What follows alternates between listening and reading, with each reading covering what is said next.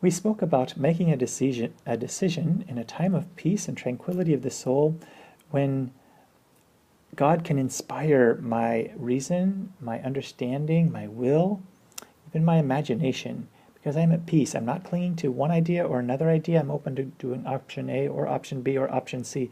I'm not clinging to things of sense. And I allow God to inspire my reason to making a healthy and godly choice. St. Ignatius says, when we lay out those reasons, we choose the one towards which our reason is more inclined. In other words, positives of option A, negatives of option A, positives of option B, negatives of option B.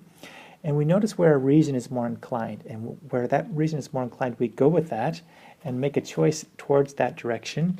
And he adds that we make that choice not according to my sensitive nature, in other words, my affections of, oh, I really want to get back to my home state, or, oh, I really want to be with these people. So, Lord, I think I'm choosing that one.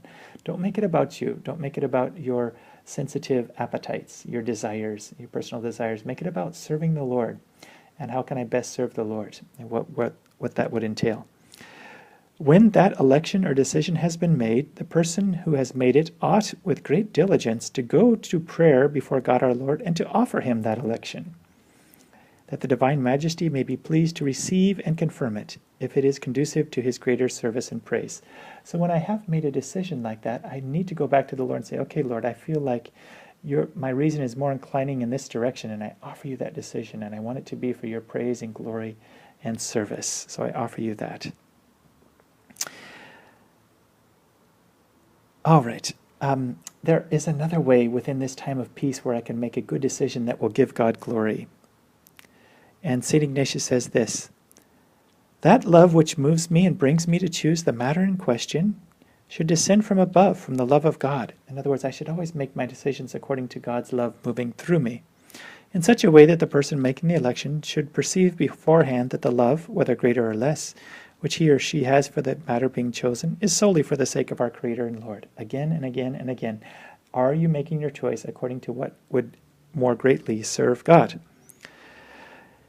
Now, more into the practical. St. Ignatius is very practical for us. What a blessing.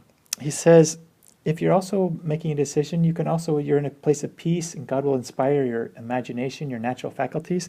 He says, I will imagine a person whom I have never seen or known. Desiring all perfection for him or her, I will consider what I would say in order to bring such a one to act and elect for the greater glory of God our Lord and the greater perfection of his or her soul. Then, doing the same for myself, I will keep the rule which I set up for another. In other words, St. Ignatius is saying, imagine someone exactly like you. What advice would you give to someone in your exact same situation? What advice would I give to someone in my exact same situation? So I think about that. I'm in a place of peace. I'm not clinging to one idea or another or trying to get God to come to my way of saying things. What advice would I give to someone else in my exact same situation? Follow that advice.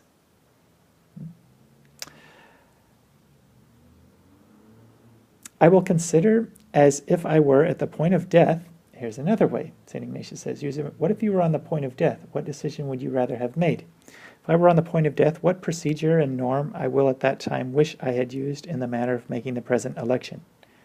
Then, guiding myself by that norm, I should make my decision on the whole matter.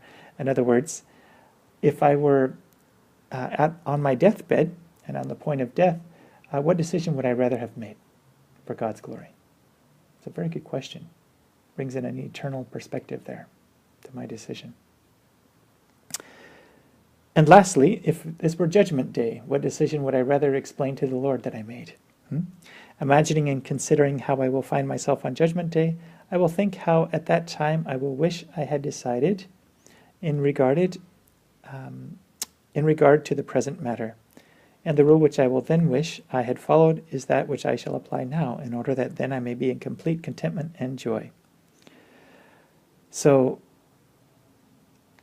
if I were in Judgment Day, what decision would I rather have made and to explain to the Lord?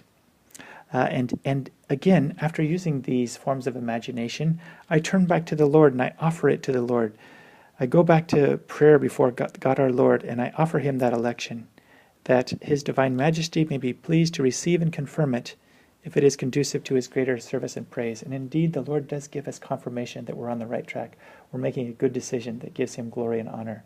So within that Ignatian discernment, there's a time of confirmation to receive and to bask in the presence of the Lord and to know that, yes, that is the right decision you're making. God will give us that confirmation in subsequent times after our election. God bless you.